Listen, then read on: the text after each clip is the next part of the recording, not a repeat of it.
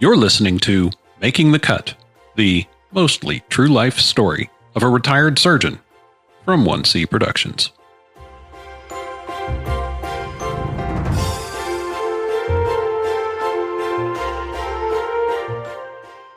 Hi, I'm Rebecca Seitz, founder and president of 1C Productions, where thoughtful entertainment comes alive. Our content, like the show you're about to hear, sometimes includes mature themes and subject matter. This may be offensive to some listeners. It is only intended for mature audiences and has been categorized accordingly. While 1C does not present this material in salacious form, we do include it as the relevant and important story element that it is. I invite you to learn more about this show and other 1C content at just1c.com. That's JUSTONEC.com. And now it is my honor and joy to bring you Making the Cut.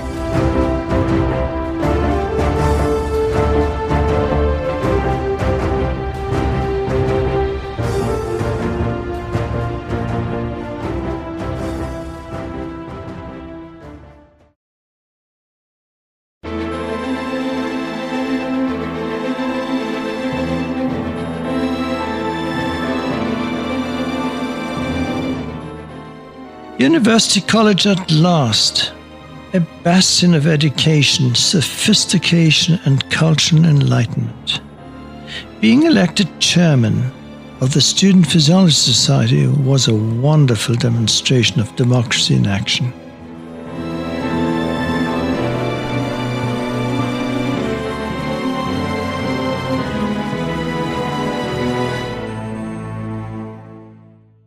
I started preclinical basic science studies on a sunny morning in early October 1963, along with about 100 medical students. At last, my aspiration to go to University College London, my father's college, became a reality. The beadle, standing in the doorway of the anatomy department, greeted each newly arriving student and directed them into the large auditorium for the welcome lecture. We smiled at one another, and I wondered if he remembered me, for to him, I held a transcending sense of gratitude. He still looked like a well-dressed, dignified figure out of Dickinson's characters. Founded under the auspices of social reformer Jeremy Bentham in 1826, University College became the godless institution of Gower Street, a secular alternative to the religiously affiliated colleges of Oxford, Cambridge, and Edinburgh. The Church of England initially opposed its founding, preventing it from securing a royal decree to award degrees, until the acquisition of a charter 10 years later. Flyers promoting a cappella, athletics, debating, and ballroom dancing had fallen out of my acceptance envelope. I received a handbook of the university's societies. Two medically related ones intrigued me. The Medical Society, whose honorary president was Professor John Zachary Young, a zoologist and head of the Department of Anatomy, and the Physiology Society, whose president was Professor Andrew F. Huxley.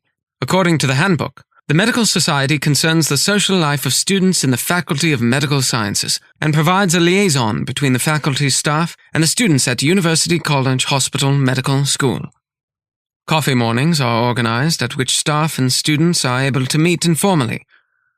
The senior social, immediately prior to the second MB examination, is an important event in the year, and there are other socials in each term. The final paragraph stated, all students of the Faculty of Medical Sciences and many members of the faculty staff normally join the society, and past students can also belong. This would meet my desire to move to a more diverse set of peers in London, but the Physiology Society intrigued me more. The handbook said, the objects of the society are to promote and encourage the science of physiology in all its varying aspects by means of lecture and demonstrations, distribution of relevant periodicals, films, visits to places of interest, and in any other way which may arise. The society also arranges social functions, including an annual dinner. The society's journal, Potential, is published from time to time. About 5 evening meetings are held each term, which are preceded by an informal tea. Membership is open to all past and present university staff, postgraduate students, past and present students at University College London, and of University College Hospital. This society seemed to have more in common with biology, one of my favorite subjects in school, than the social events touted by the medical society. And becoming the editor of Potential, Journal of the Physiology Society, was an attractive proposition. I walked over to the Student Union in Mallet Street. Interest group tables lined the room's perimeter, with their presidents loudly touting their activities. Curious, I strolled along, listening to the pitches and reading the posters.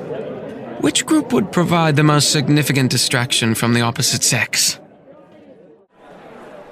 Back in the basement common room of the anatomy department, the medical and physiology societies had display tables and sign-up sheets. It was rumored that membership lists would be given to the department heads. Hearsay strongly suggested joining both societies. I did. Hustings in support of new officers were taking place amid the tumult. This British tradition of democracy in action was new, frightening and unfamiliar to me. Dissent led to disappearance under Nasser's dictatorship in Egypt, while in post-war Germany, collective silence was the norm. The medical society had several candidates for president. I watched the heckling of the speakers with apprehensive fascination. An older student stepped forward. In his stump speech, I learned that he had been in the Royal Air Force in Hamburg, deciding late in life to go to medical school. He was eloquent, projecting maturity and leadership, representing my image of an archetypical Englishman. Quiet, confident, speaking beautifully paced Queen's English in a soft voice. He had the making of a politician. I admired him, wanting to be as British as he was. He got my vote and easily won by a show of hands. A fellow student, wearing a distinguished bow tie, whom I nicknamed Bowtie, stood close by his side. They left together following the election. The next vote was for chairman of the Physiology Society, a 2-year term. Despite the buzz in the room, no one put their name forward. In the excitement of the moment, I stepped up. My impromptu introduction included a thumbnail sketch of my German, Egyptian, Manchester school background. I like the challenge of guiding the Physiology Society, using the leadership skills groomed at the English school Cairo, considered the Eton of the Middle East. My proficiency as a glider pilot in the Egyptian Gliding Club is an asset. Quick, decisive thinking. I will strive to represent your interest in the physiology department. Where did all that come from? Was I attempting to emulate my father by leading a club? No other contender stood. After a pause, I was voted in. I had just jumped feet first into democracy. What was I thinking? I did not know what the job entailed. Perhaps being a member of neighborhood street gangs in Vadel and Manchester was a form of rudimentary politics. On the other hand, I have always enjoyed writing and liked the idea of being editor of Potential. I looked for the past president, seeking some form of handover, but she had disappeared, probably anxious to cross Gower Street and start her clinical life. Somewhat perturbed, I made my way to the physiology department office. I met Molly, Professor Huxley's secretary, who had striking, close-coiffed white hair and a grandmotherly smile, a reassuring persona for a bewildered young student. Despite the piles of papers around her typewriter, she got up to greet me.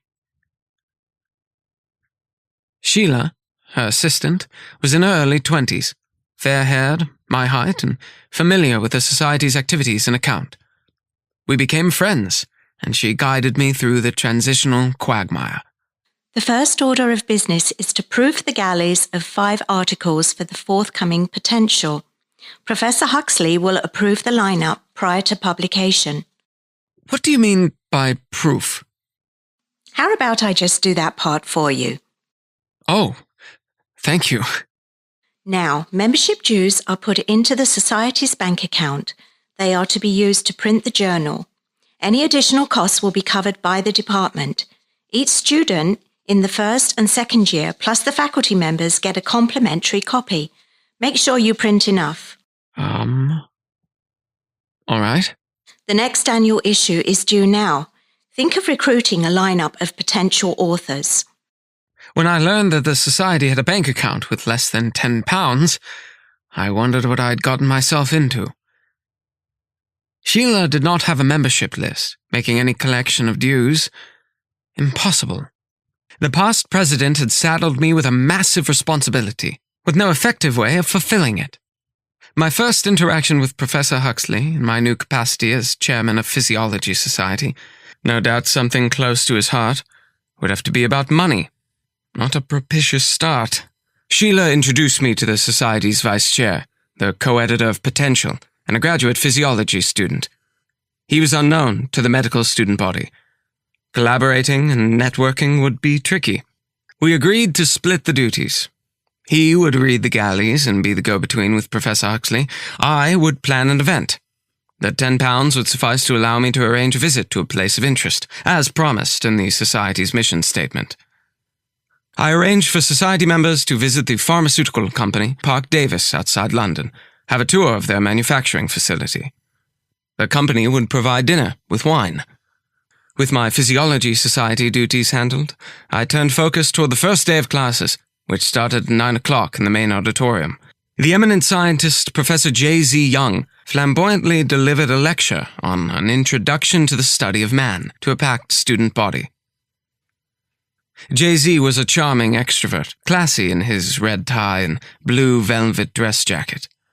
Each summer, he took a group of anatomy students to the Oceanographic Institute in Naples, Italy, where he had discovered the giant squid's neuronal axons with visible synapses. Professor Huxley, with his brilliant collaborator, Alan Hodgkin, was inspired to insert glass probes into the axon to measure the electrical activity of a nerve impulse. They discovered the chemical mechanism of nerve conduction. Professor Huxley, in his modest grey suit, was a serious introvert, relentlessly absorbed in his work, bringing to mind a gentler, quieter version of my father. He and his faculty delivered the physiology lectures. Each week, a small study group attended the traditional tutorials in his office, huddled about his desk. Using the Socratic method, he aimed to teach us to think.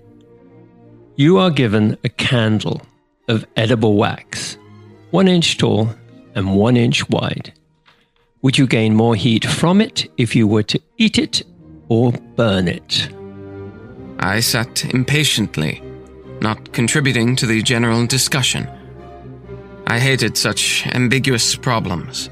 My goal was to learn enough physiology to pass an exam.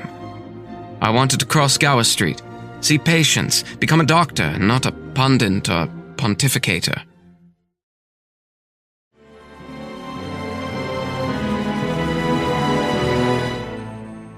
As the days passed, a scheduling conflict arose between an invited speaker for the Medical Society and the Physiology Society outing to Park Davis. The word was that I had to change the date. It seemed that these were two different societies that were not coordinating their events, yet catering to the same 100 medical students. Having gone to great lengths to make the arrangements, I was reluctant to cancel them. After all, people could choose which activity to attend. The Medical Society's president sent Bowtie to discuss the matter with me. You'll have to change yours. Why had he been sent? Why hadn't the president come to see me? Why must the Physiology Society change plans rather than the Medical Society? Because that's the way things are. Why? Because. That is not a reason. In the end, it seemed that the Medical Society took precedence over the Physiology Society. I had to give in. In a pause between lectures, I stood in front of our class to make the announcement. Good morning. I'm the student chairman of the Physiology Society. I arranged for members to visit the Park Davis Company on a date that conflicts with a visiting lecturer.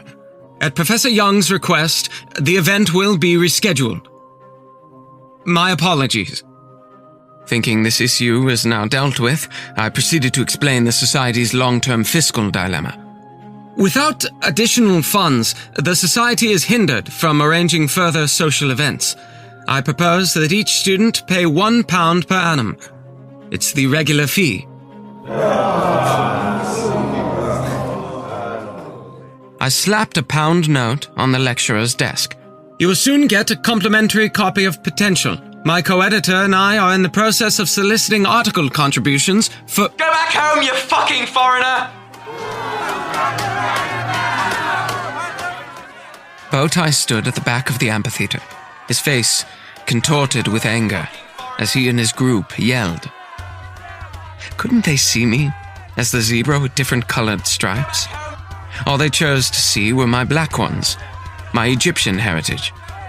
They missed my white European stripes, or perhaps my half-German heritage was even more traumatic for them to contemplate. Either way, they did not know my political views, so how could they hate me this much? They did not even know me.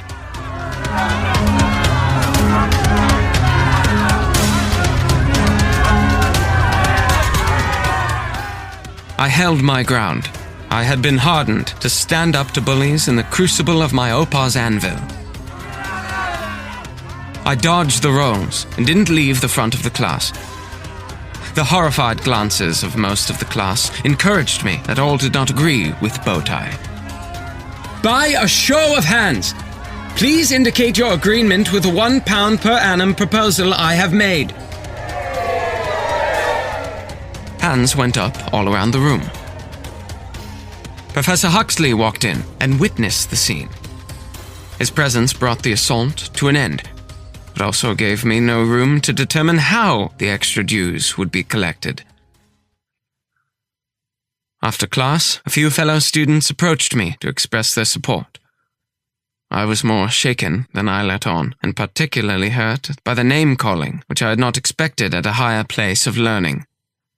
I thought medical students on their way to becoming doctors had matured, were analytical and unbiased. England called itself a tolerant society and a bastion of democracy that accepted foreigners from Europe, its empire, Commonwealth countries, and the Caribbean.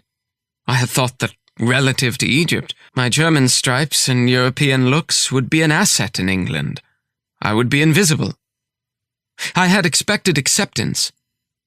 Eventually, I would be an English physician. And if I remained and married an English woman, I would be British and held a British passport.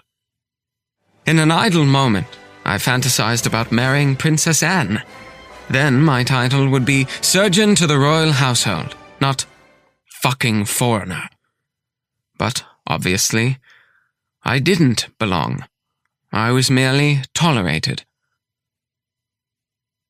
Did others feel as Bowtie did? Didn't Bowtie realize that he had some attributes I admired and even envied? He was English, tall, and snazzy in his colourful bow ties, educated in a public school near London in the affluent conservative-leaning south. I was toughened in a grammar school in Manchester in the wealthy industrial labour-leaning north. I called a special meeting between classes to solicit solutions to the Physiology Society's fiscal dilemma, not wishing to go hat in hand to Professor Huxley. To my surprise, students packed the small amphitheater. Many of the overseas students were present. Suddenly, Bowtie stood. I demand a vote to replace this Egyptian and elect a new Physiology Society chairman. His demand made no sense. The student body had actively voted and elected me to be the chairman of the Physiology Society. I stepped forward. Is this democracy? To insist on changing an election outcome? It appears to be more like the despotic leaders of the Pharaonic days and the current military leadership in Egypt. I did not prevent another candidate from volunteering to stand and compete against me. You elected me legitimately. My term is clearly 2 years, following which a class will elect a representative again. What say you? I took one step to the side, thinking that perhaps I would be relieved of these unwelcome responsibilities. Students whom I did not know well came forward, saying positive things about me and weighing on my side. Others stood up and made the case that the class had already voted. A general murmur showed agreement with the fact. Bowtie grew more and more agitated. His co-conspirators at the back were ready with their missiles. By a show of hands, who would like me to remain as president of the Physiology Society? Most of the hands in the room went up. The vote of confidence carried the day. The toilet rolls flew toward me anyway. I dodged them. My detractor walked out. Humiliated, I sensed that he had turned into a vampire. He wanted blood. My blood. I had to look out for him. He would surely strike again. I'd encountered two very different reactions to my presence at University College. Professor Huxley welcomed me into his scholarly office, and Bowtie, who wanted me to be anywhere else. Being judged because of my skin color and birthplace was a harsh experience. It was difficult to swallow, especially coming from people who did not know anything about me. I needed them to get past my appearance, to see what I was made of inside, and to connect to me on that level. That opportunity was soon to come. Thanks for listening to this project from 1C Productions, where thought-provoking media comes alive. Be sure to check out other 1C shows like Freevangelic, in which a married couple discuss their walk out of lifelong evangelicalism and into a new way of being. Their search for truth might open doors for you as well. Learn about Freevangelic and other 1C Productions podcasts at just1c.com. That's JUSTONEC.com.